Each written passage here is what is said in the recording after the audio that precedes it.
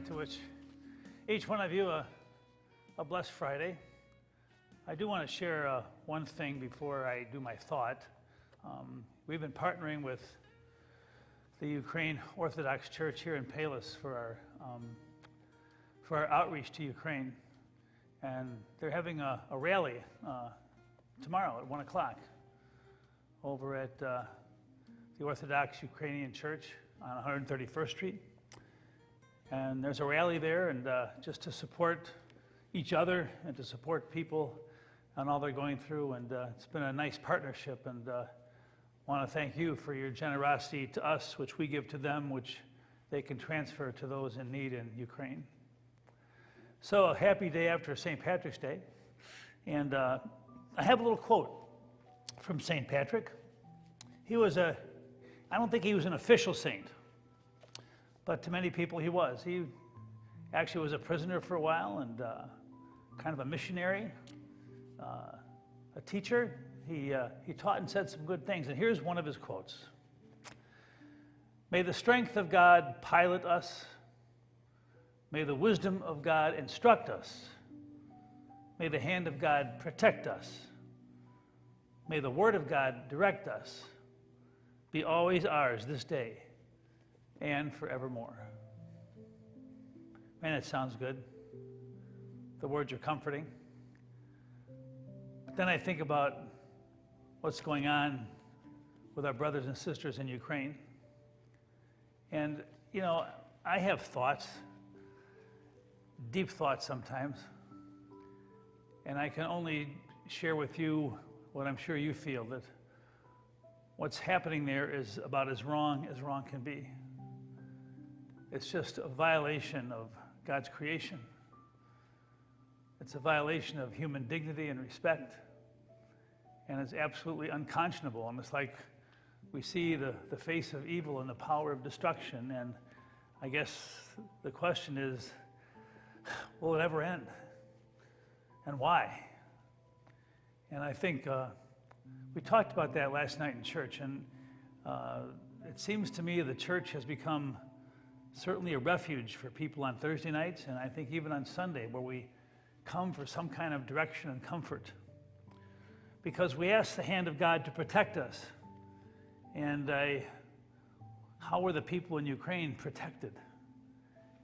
And I think they're only protected when down deep inside they know that their ultimate destination, no matter what happens, is that they are in God's hands.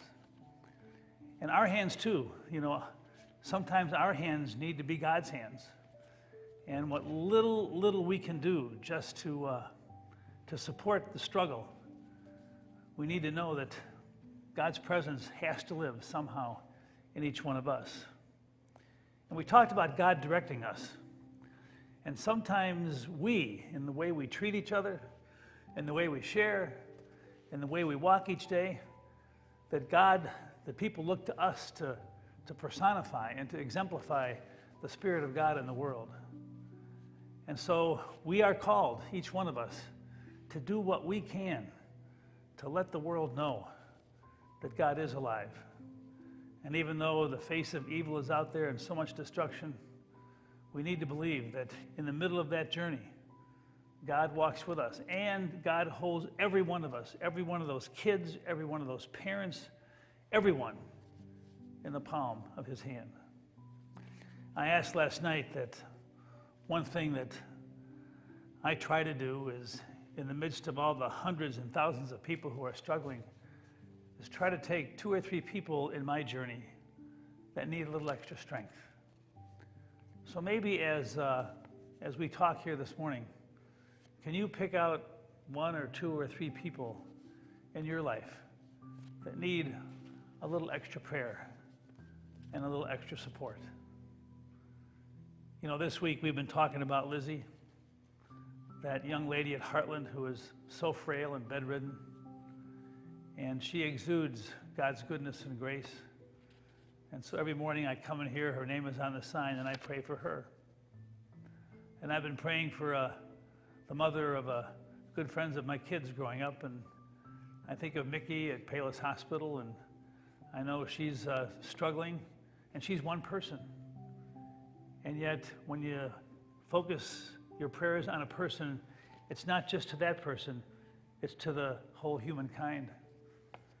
And I think of Randy, who has MS and is bedridden at home, and his wife, Gail, takes such good care of him. And I went to see them yesterday, and we shared communion. And I think when we shared communion, just the three of us, it was more than just the three of us.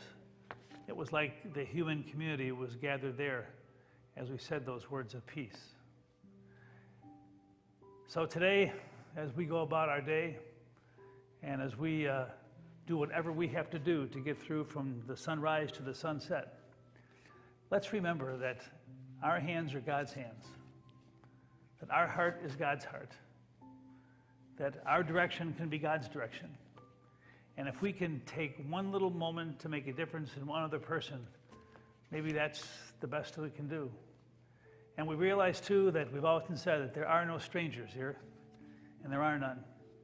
Our brothers and sisters in Ukraine, the struggle they go through, the courage they show, the open hearts of the people of Poland as they welcome refugees into their country, what an inspiration. Because that is exactly where Jesus walks. That's where Jesus lives.